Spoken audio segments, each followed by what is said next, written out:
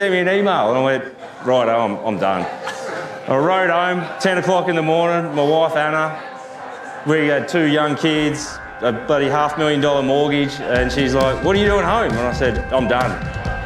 I'm never going back. And she goes, what do you mean? She goes, we lose it, we're over as well. And she cried for 3 days. She goes, what are you going to do? You got a plan? And I said, no, I haven't got a plan.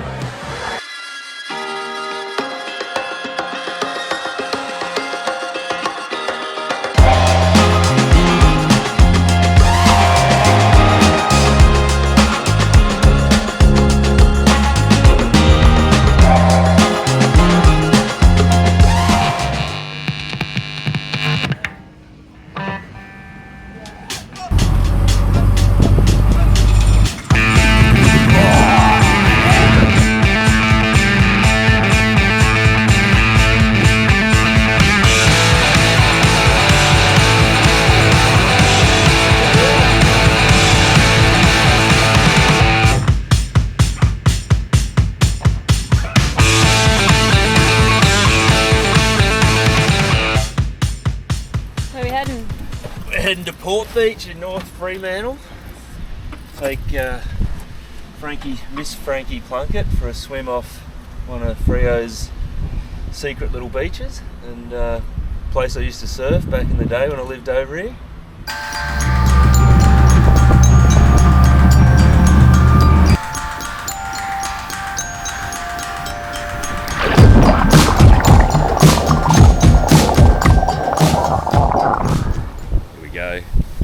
Port Beach Freo, one of my favourites, especially on a morning like this. How you finding Freo, Frankie? After what, 4 days, 3 days? 4 days, we've done a lot of drinking, we've seen a lot of pubs.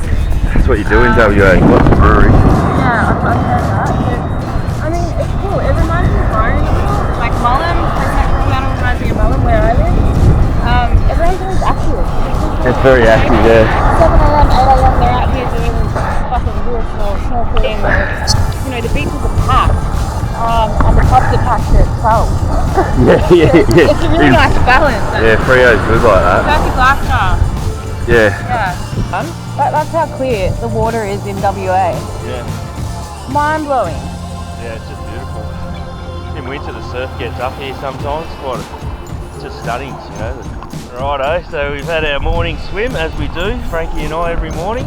Bit of a workout on the beach, and we do it even on tour. We try to stay healthy, you know. There's not always a bloody anytime fitness around the corner, so it's usually a few push-ups, squats, and a swim in the ocean if we can find it, if we're near the beach. So we're going to head over to the Fremantle Markets where Nevermind started, and I haven't been to the Freo Market in probably 7 or 8 years, and we worked out of there for probably 6 years, so it's good to go back and see who's around and not around. Bloke walked past with a Nevermind leather man bag just then, and I reckon I sold it to him about 10 years ago.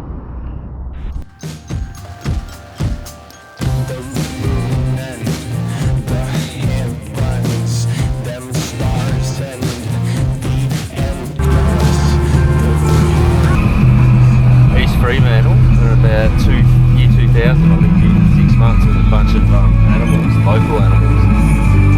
One time, our dunny broke, and the real estate agent couldn't get a plumber in for about 3 days. So I was just going down to public toilets, but I've noticed the boys weren't going anywhere, and I was like, where are you guys shitting? They go, there's a shovel and some toilet paper, they're just burying it in the backyard. I've got to move out. Ferals.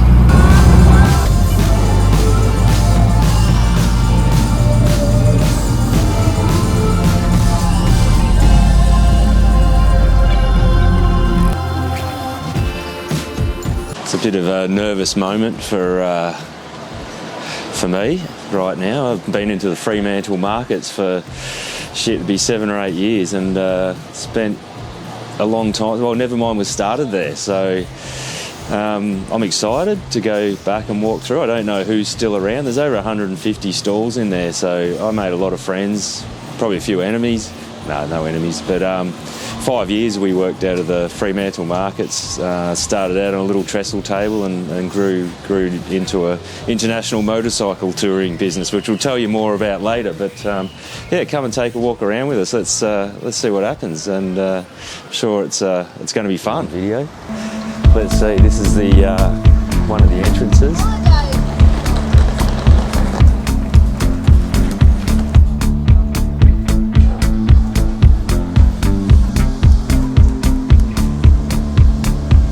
Let's check this out. Still a few stalls that are been around. A fucking stall right there. Right there, it's that sell leather bags right there. It's called Y13. But no shops, just all online now, so it's better. I was just saying to Frankie, but I said I used to sell leather bags here in Y13. Okay. It's the worst place.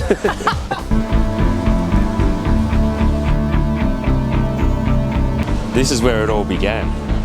A little shitty old trestle table from Officeworks and about $1,000 worth of leather bags, and I walked out with a pocket full of pineapples.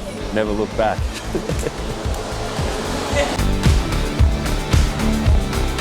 It's that smell, like incense mixed with fish and chips mixed with beer.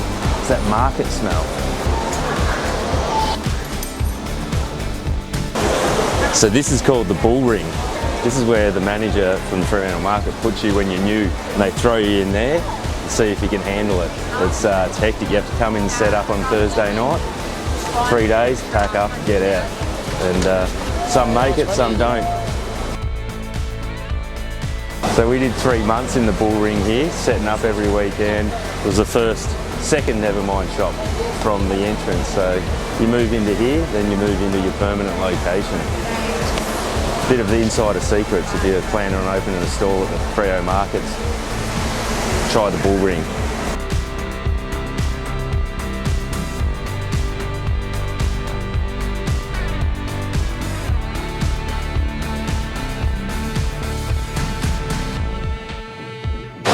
That shop in the middle there is was our shop for 5 years. Right there. That was our shop? Yeah. You have a motorbike in there too? No, they never let me bring one in actually. The management was dead against me having a motorcycle in the markets, but we filled it full of leather. See how that's white? I painted that. How are you, man? He remembers me. Yeah. How are you, brother? Good to see you again, I was like, I wonder if he's still here. This is the guru. In the leather shop. Yeah. Phil taught me everything I know about business. I used to be his neighbour in the Fremantle. Well, never fall in love with your stock. That's his famous Never call. fall in love with your stock. Fall in love with the woman, but not the stock. Oh, both will get you into trouble. But Phil's been in the markets probably 40 years and selling caps, merch, basketball tops, and you've done really well out of it. You had a good life. I've had a good life, a great life. So I was Phil's neighbour across here, selling the Nevermind leather bags and the motorbike tours, and we used to have some, when it was quiet, chat. We had some good times, we've had some rough times, but we're still standing. This used to be all undercover, and the best coffee shop in the world was right here.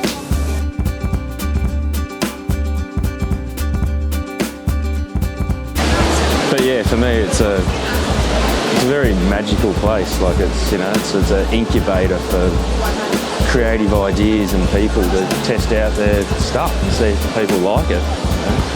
Oh, look at this. There's a whiskey bar. Distillery.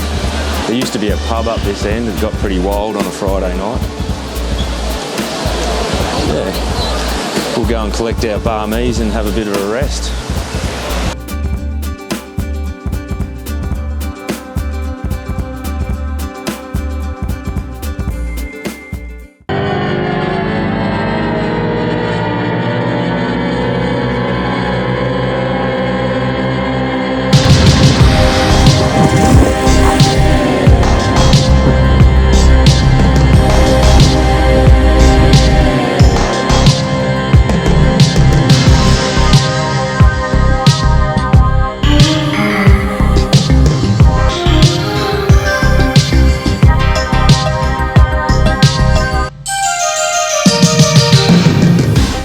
G'day folks, here I am again. Hope you've enjoyed our little video of WA and the story of Nevermind. We've got a lot more of it to come over the coming months if there's interest. It's certainly been a wild ride for myself and Frankie and everyone involved, and there's plenty more to come. We've got Patagonia coming up with Ruthie in March, and I'm really excited about that. So we've got one spot left, jump on board. And here we got one last little surprise for you. I did an appearance on national TV about 10 years ago.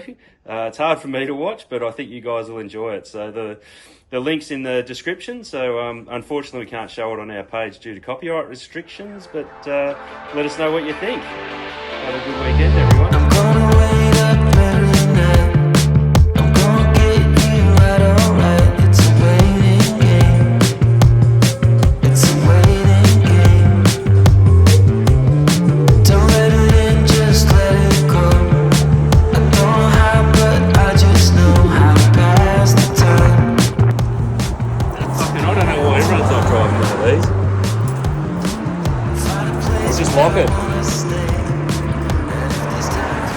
Like I said, I was actually working with Rowan at Leighton Contractors in West Perth for a couple of years when I first moved to WA. And I used to ride a motorbike in and out of the city. I lived in Melville, just up the road here. And I hated the construction industry. I'd been doing it for quite a few years, and I wasn't enjoying it, put it that way, So it wasn't for me. But I met good people and I had a good time there. And then I remember it was 2012, December 27, so almost 12 years ago. I went to work. Actually, I'd moved on to BHP. I was working for BHP in Perth City. And I sat down at my desk and I hung up my leather jacket and I was riding my mate's Ducati Monster, and I felt like a bit of a badass. And I was just so sick of BHP's bullshit. I opened my emails and I got an email from my boss, and it said, "Matt, this is your first official warning. You didn't get up and do your stretches today." So on our computer system, there's a little man. If you work too hard, a little man would come up and say it's time, and you got to stand up, do star jumps, and I used to go out for a smoke. And I did that for a couple of months, and I got busted, And my manager fucking sat next to me. Sorry, I'm not allowed to swear anymore. My manager sat next to me, and he sent me an email, and I went, righto, I'm done.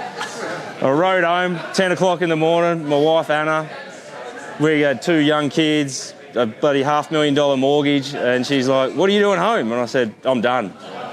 I'm never going back." And she goes, "What do you mean?" She goes, "If we lose it, we're over as well." And she cried for 3 days. She goes, "What are you going to do? You've got a plan?" And I said, "No, I haven't got a plan." So after about 3 days, she calmed down. She said, "I know you'll work it out." I said, "Okay, good, glad you do." Because, and I just, for 3 months, I was down here. I played guitar, I was busking out the front of the markets, and I was trying everything, selling old surfboards, surfing a lot, actually. And, I just, like anything I could do to get some coin in, It's funny, when your back's up against the wall, that's when you come up with the solutions. And funny enough, I started selling. I've got my bag here, actually. This is the one that started it. This leather satchel, I bought this in Rajasthan off a guy on a previous trip. Leather satchel like that, well used. I put it on eBay and I sold it for $100. And the guy who bought it rang me up and he goes, "Can you get any more of them?" He goes, "I love it, my mates all want one." And I went, "I think I've got the guy's card." I rang him up and I said, "Mate, can you send me some of those?" He's in Rajasthan. "I can send me some of those leather satchels." He goes, "Yeah, no problem." I said, "Send me $1,000 worth." So I took a punt. I didn't have the money at the time, but I scraped it together. Came over and I booked a stall at the Freo Markets. Just as you walk in the door, trestle table, put them on there, and I went, "Let's see what happens." And I walked out with a pocket full of pineapples, and a big smile on my face. Sold everything. I went, "Oh shit, that was all right."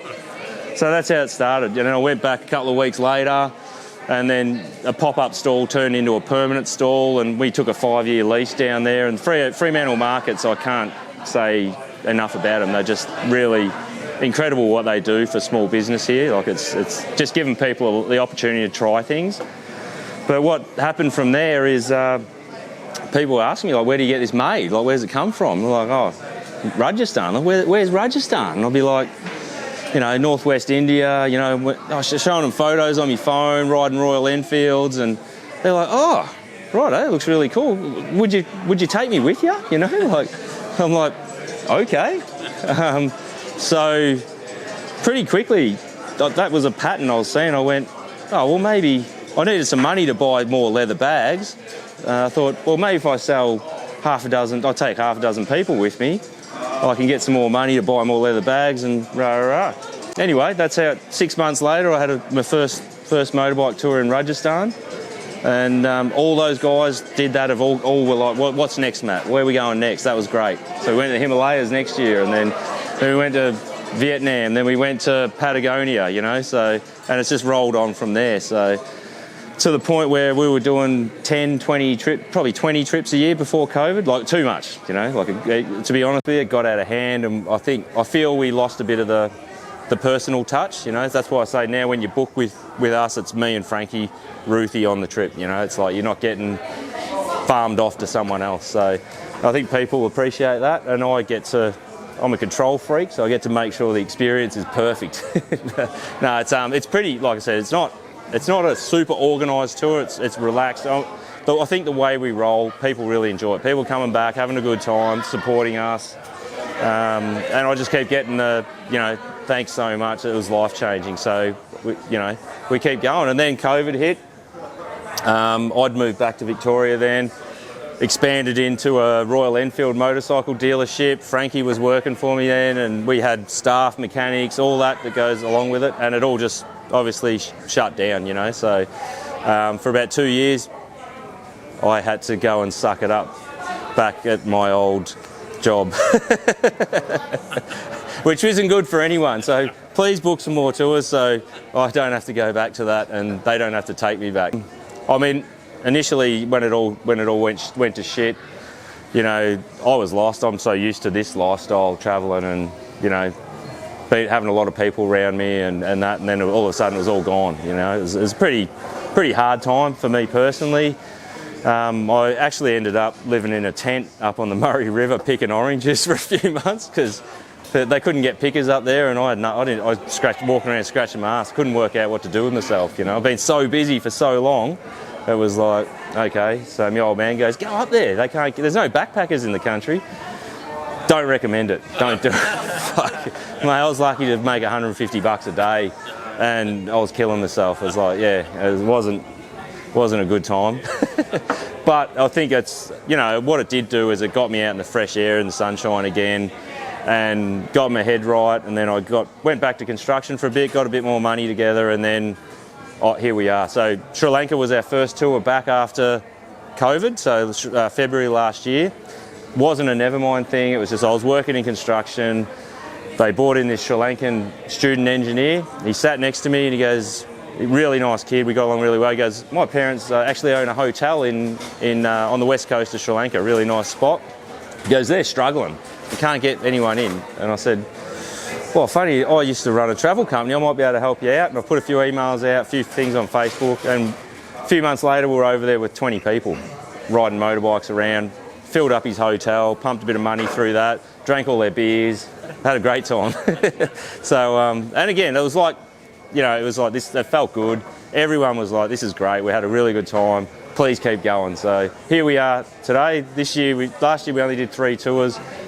This year we did 5, I think. Next year we're doing 6 or 7. That's about it. And that's, you know, so get in there. There's not a lot of it. We only take about 10, 12 people on each trip generally.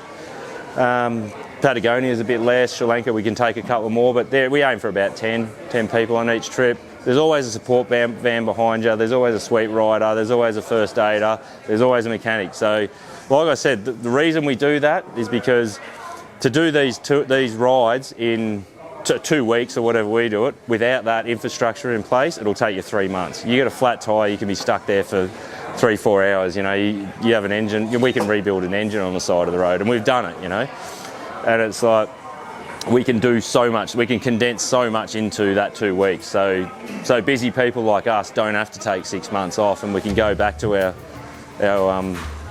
jobs and families. And we've had our adventure. and we've got stories to tell when we go back.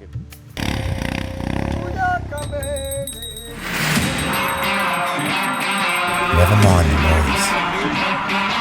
Chase the adventure.